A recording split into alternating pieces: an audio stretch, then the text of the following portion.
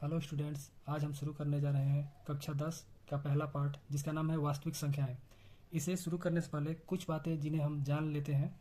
सबसे पहले प्राकृतिक संख्याएं, वे संख्याएं जिन्हें एक से शुरू करके और अनंत तक लिखा जा सकता है, ये सभी संख्याएं वास्तविक संख्याएं कहलाती हैं।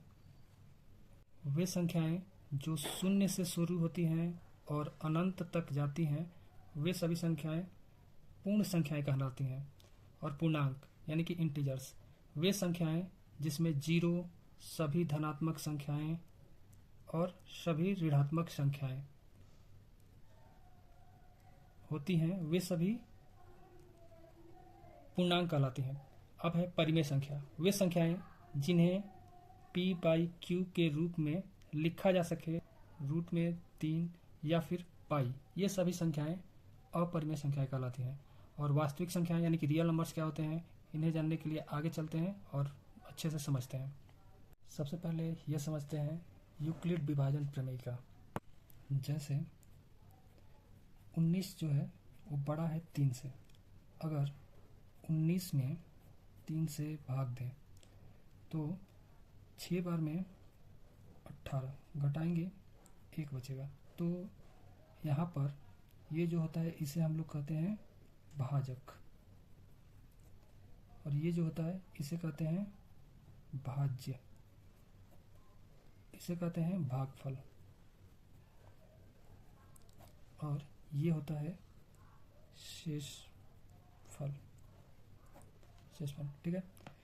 इसे B से प्रदर्शित करते हैं, इसे A से, इसे Q से और इसे R से।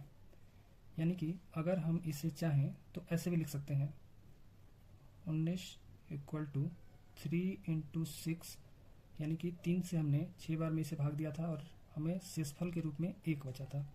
यानी कि इसे ऐसे भी लिखा जा सकता है भाज्य बराबर भाजक गुणे भागफल प्लस शेषफल,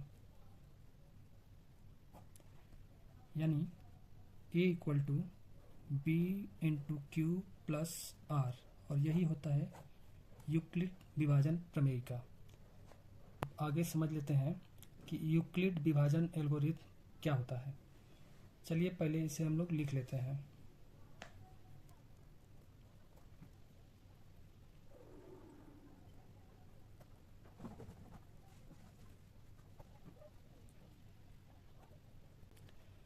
यानी कि दो धनात्मक पूर्णांकों का HCF निकालने के लिए जो विधि प्रयोग में लाया जाता है उसे ही यूक्लिड विभाजन एल्गोरिथम कहते हैं।